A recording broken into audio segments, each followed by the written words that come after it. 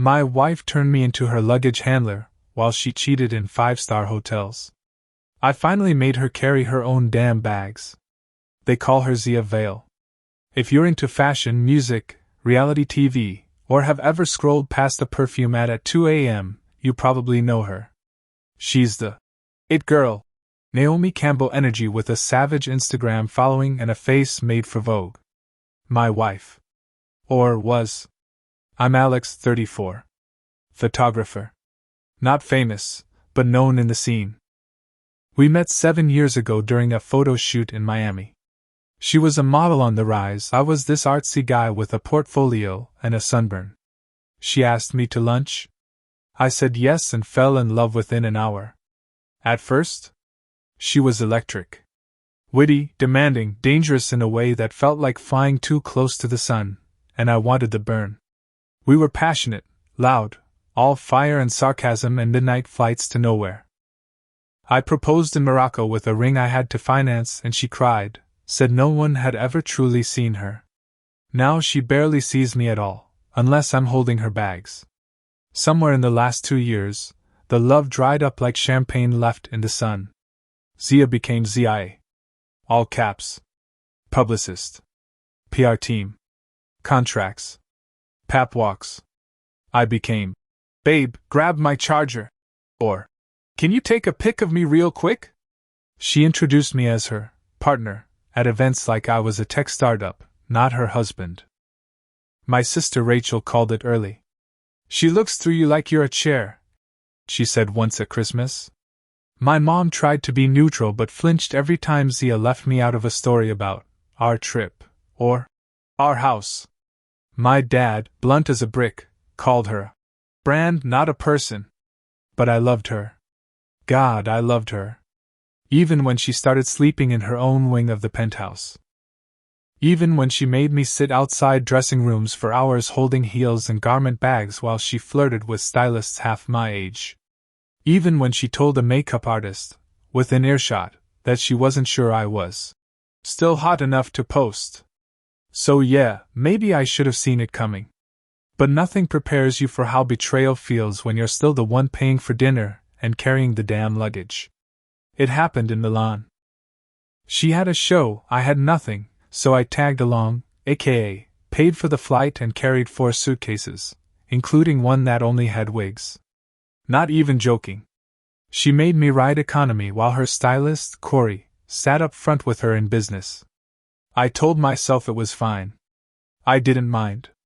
She was busy. Tired. Working. The night before the show, she had a clothes prep session at the hotel spa. Told me to go sketch or something. I walked around, got a coffee, tried to write. Eventually went back to the room, our suite, but it might as well have been hers alone. She left her tablet open on the bed. Now listen, I'm not a snooper. I've never been that guy. But something about the way it was just sitting there, screen still glowing, not even locked, felt deliberate. Curiosity didn't kill the cat. It killed the whole damn marriage. First I saw messages. A chain titled, Cross Swords King. Complete with emojis I hadn't seen in years, you know the kind. Tongues. Water droplets. Chains. Then came the photo. A mirror selfie. Her. In the hotel bathroom. Back arched, body oiled, wearing my shirt. No pants. No bra.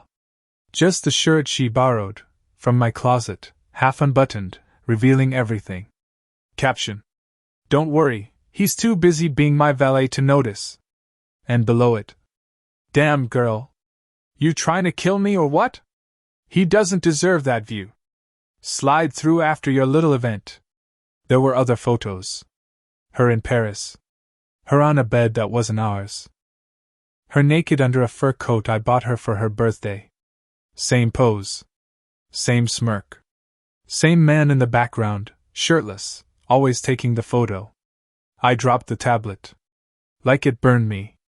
I sat on the floor of the suite for what felt like hours, breathing like I'd just been punched in the gut.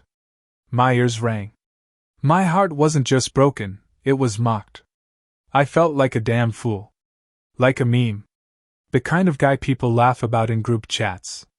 And the worst part? That shirt. That was the one she made fun of last month. Said it was too sad boy for events. But she wore it. For him. I didn't say anything that night. Not at the event. Not during her runway after party where I stood in the back corner like the world's most useless security guard, sipping flat champagne and pretending not to see her dancing too close to some 20-something, creative director, with cheekbones and nose socks. But back in the suite, as she started taking off her makeup with wipes I bought for her, I snapped. You cheated. She blinked. Excuse me?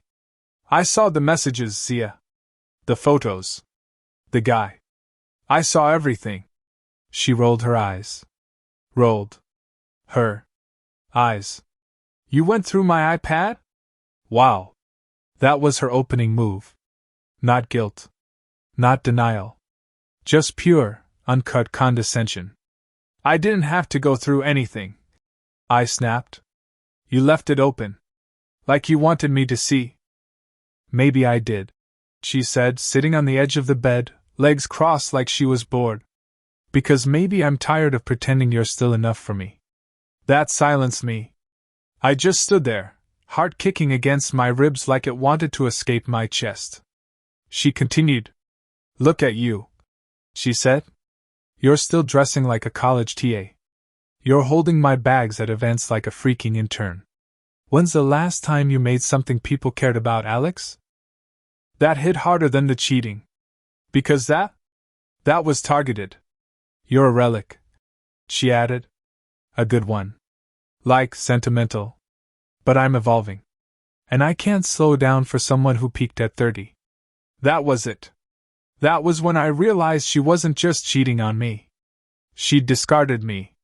Made me small. Dull. Embarrassing. Convenient. I said, so what am I? Your porter? She smirked.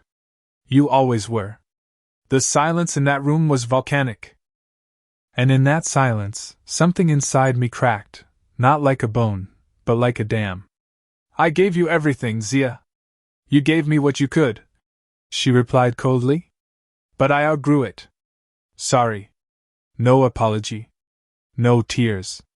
Just the cruel efficiency of someone who already packed her heart and left it at another man's apartment. I didn't scream. I didn't cry. I just nodded. Then I walked out. Not just out of the room. Out of the marriage. Or so I thought. Because I didn't know yet what she'd do after I left. I checked into a tiny Airbnb that night, a one-bedroom walk-up that smelled like dust and time and old breakups. I sat there with a bottle of room temp Chianti and my fists clenched around my phone, fighting every instinct to call someone. My sister. My mom. Her. I didn't. I just stared at the wall and tried not to hate myself for still loving her. The next morning, I woke up to a notification storm. Missed calls. DMs. A handful of panicked texts from Rachel. Zia had posted me. A black and white filtered photo of me at one of her events, holding a garment bag, head down, captioned. Behind every queen is a man who used to be a king, broken heart, disappointed face, #pray for him, #growth. It had 1 million likes in 2 hours. The comments? He looks tired AF LOL.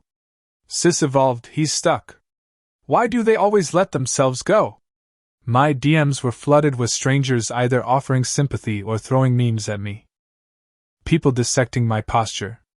My hairline. My worth. She humiliated me on purpose. But she wasn't done. 2 days later, her publicist released a heartfelt statement about how she was navigating emotional distance in a long-term relationship, and grateful for the lessons learned through love. I wasn't her husband anymore. I was her plot device. She scrubbed our wedding photos from her feed. Blocked me. Unfollowed my art account. Cut me out of her curated life like I was a mistake in the aesthetic. And still, I stayed silent. I didn't post a thing. But I was documenting. Screenshots. Backups. The tablet. Her messages. The spa booking confirmations, the leaked photos, the texts from King Emoji. Because while she weaponized the internet, I was building my case. Quiet. Patient. Like a man who stopped asking to be seen, and started preparing to show the world exactly what they missed. The breakdown wasn't cinematic. No plate smashing. No sobbing on the floor. Just one quiet night in that dusty Airbnb, me staring at a half-finished sketch on my tablet, realizing I hadn't created anything real in over 2 years. Because loving Zia? That had become my full-time job. I forgot who I was before I became her luggage handler. Before the fame.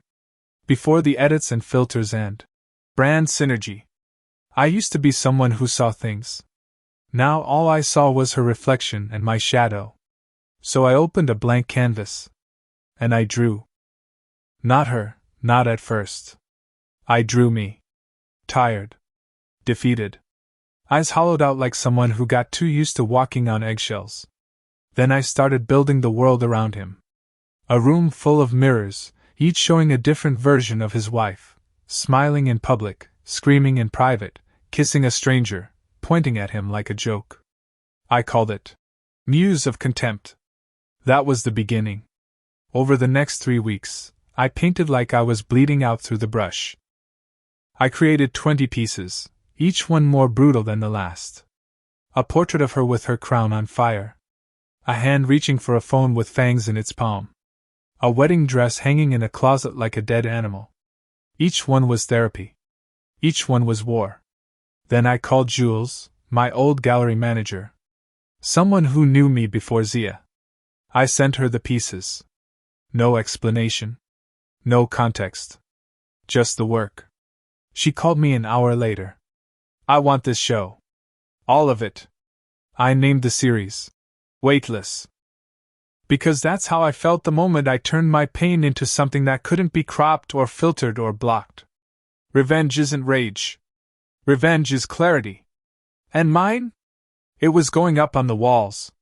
We scheduled the opening for a Thursday night in Soho. No press release. No flashy invites. Just a cryptic email blast with a single image, a silhouetted figure dragging a crown behind her in the dirt. No title. No artist name. No context. People came anyway. Because they always come when there's blood in the water. The space was packed by 7 p.m. Critics. Old friends. People who used to look through me at Zia's events. And a few of her enemies too, the ones who used to smile and whisper when she walked by. They came hungry. The first piece they saw was titled Property of Public Opinion. It was a close-up of a woman's lips, perfect, glossy, lying.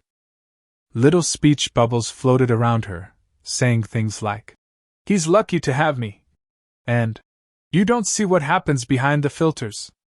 Then came confession in the comments.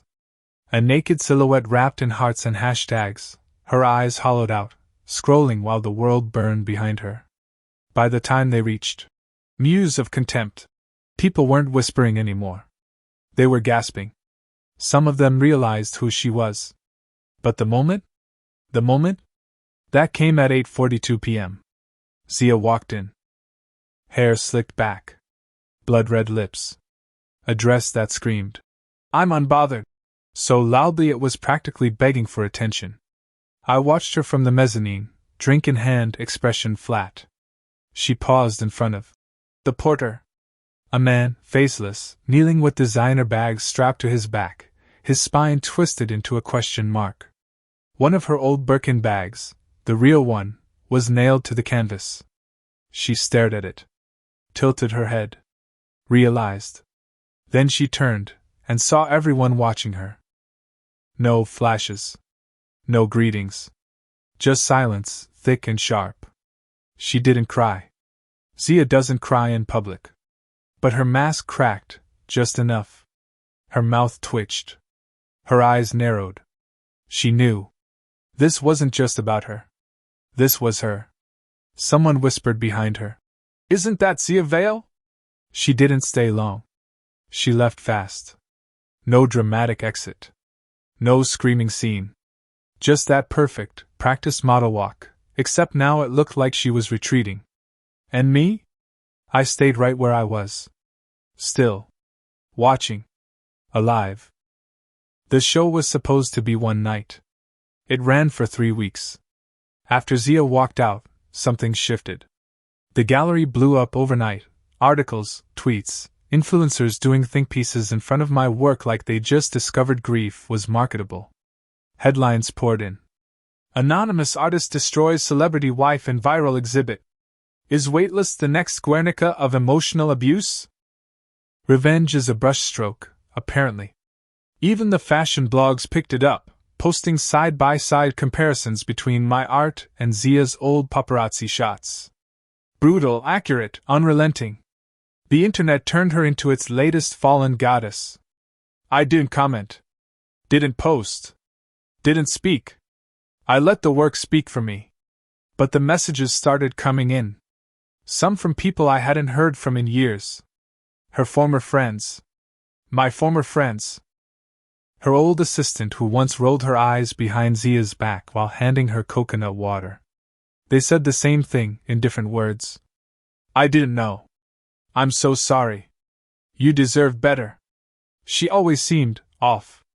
Thank you for saying it. My sister Rachel sent me a voice memo, crying. You carried her for so long, and none of us really saw it, Alex. But I saw that show.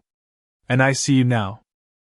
Even my dad, who once told me to be a man and suck it up, left a voicemail.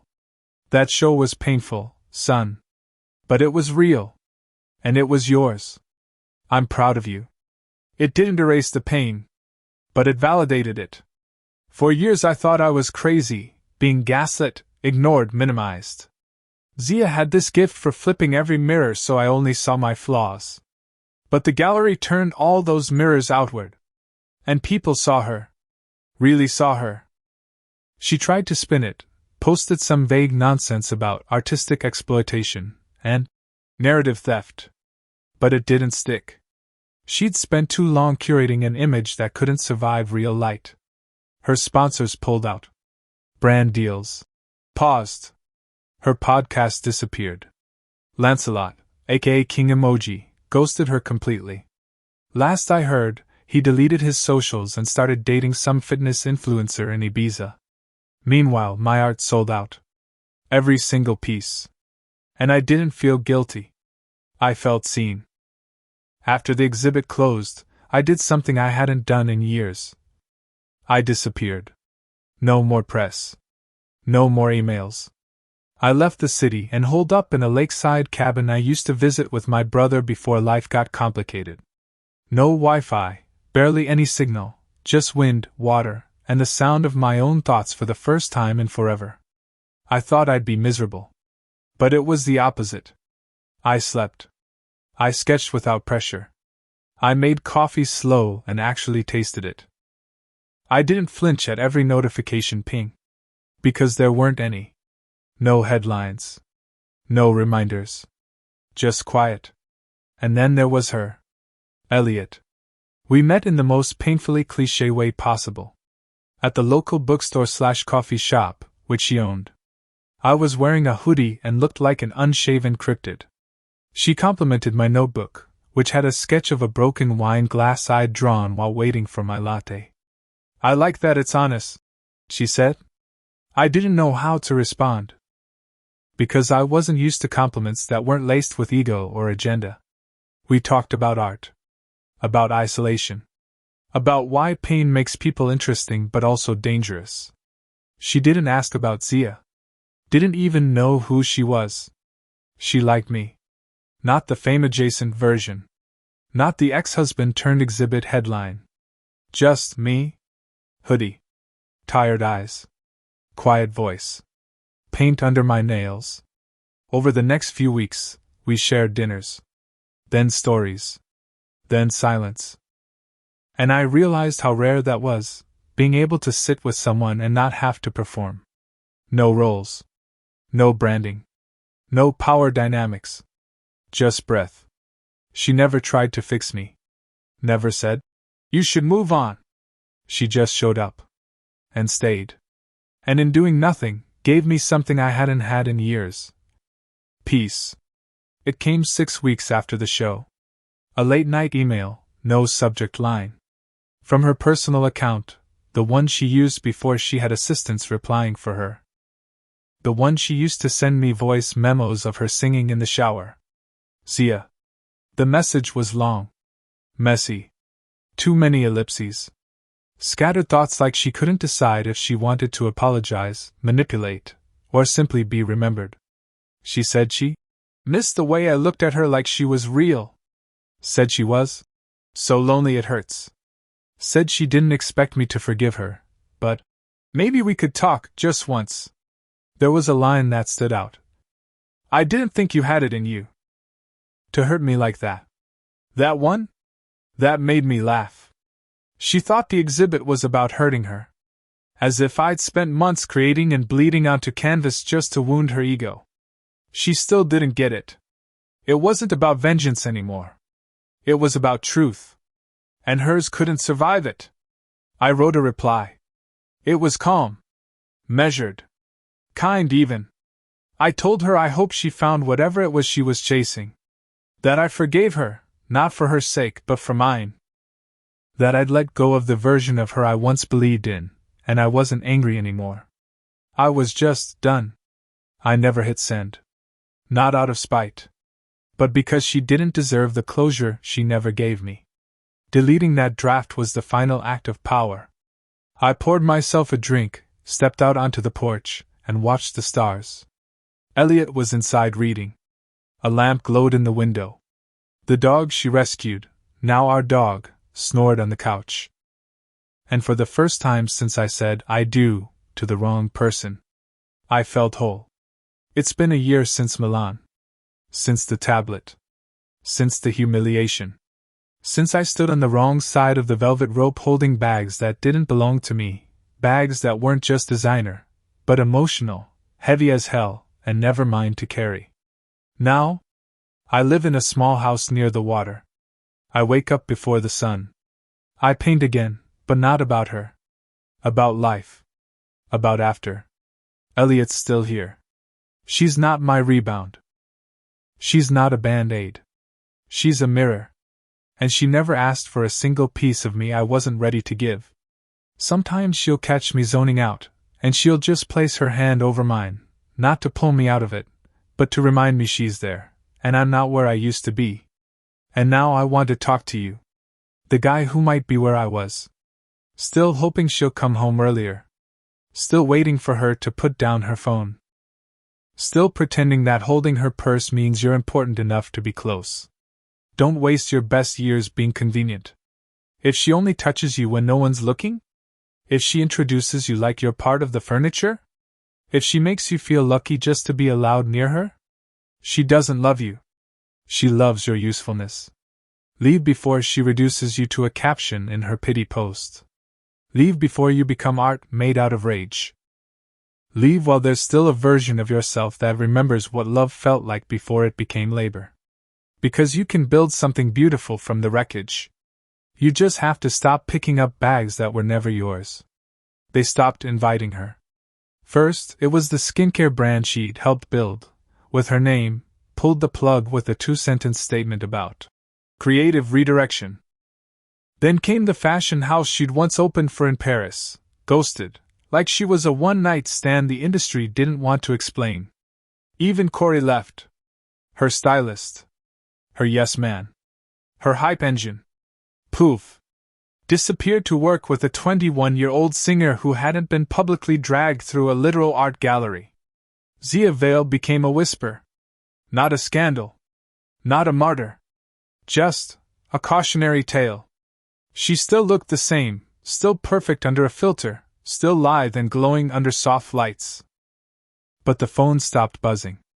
The interviews dried up. And for the first time since she was 19, she had to answer a question she didn't know how to answer. What are you without him? She didn't know. Because behind all the captions and curated chaos, there had been one constant: Alex. Holding the bags. Editing the photos. Catching the red-eye to Tokyo with her favorite oat milk in his carry-on. being there silently, always. And now? Now he wasn't just gone. He'd turned her into art. Immortalized her worst instincts, and made them beautiful. Ugly beautiful. Raw and permanent. He didn't smear her name, he painted it, bold and precise and unforgiving. She tried to spin the narrative. Tried to go on a podcast. Cried in a filtered Instagram story. Said she was reclaiming herself. But no one cared. Because people don't root for villains after they've been accurately portrayed in frame after frame of brutal honesty. Zia Vale didn't vanish overnight. She faded, like a filter that can't quite hide the cracks anymore. And sometimes, when she's lying in bed in a quiet apartment with no scheduled flights, no man by her side, and no one left to impress, she scrolls through screenshots of his exhibit. She never admits it out loud. But deep down, she knows. He was the last real thing she ever had. She wasn't looking for it. Zia was doom-scrolling late one night, lying in bed with her TV playing some influencer's docuseries she wasn't watching, a glass of wine sweating on the nightstand, makeup half removed.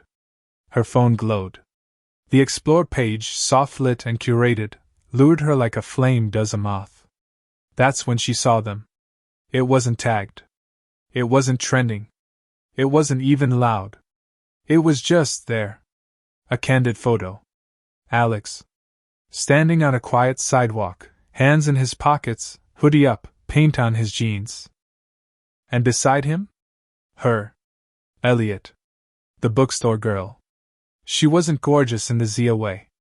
Not curated. Not camera ready. She was real. Eyes soft. Hair messy. Wearing one of Alex's old flannel shirts like it belonged to her, not borrowed for aesthetics. And the look on his face? Peace. No anxiety in his shoulders. No need to impress. Just a quiet calm Zia had never once seen when he was standing beside her. The caption? No caption. Just a soft focus photograph taken by a stranger in love with street scenes. Zia stared at it for a long time. Longer than she wanted to admit. She zoomed in, looking for flaws, anything. But there was nothing. Just two people in sync, in silence, completely unaware they were being watched, because when you're truly content, you don't need an audience. She swiped back. Then swiped again. Then stared at her own profile. Endless selfies. Empty captions. Ghosted partnerships. Thousands of followers who didn't really care. And for the first time in her life, Zia Vale turned off her phone. Not to recharge it. But because there was nothing left to say. I have many other stories. Go to my channel, subscribe so you don't lose us. Give me a thumbs up.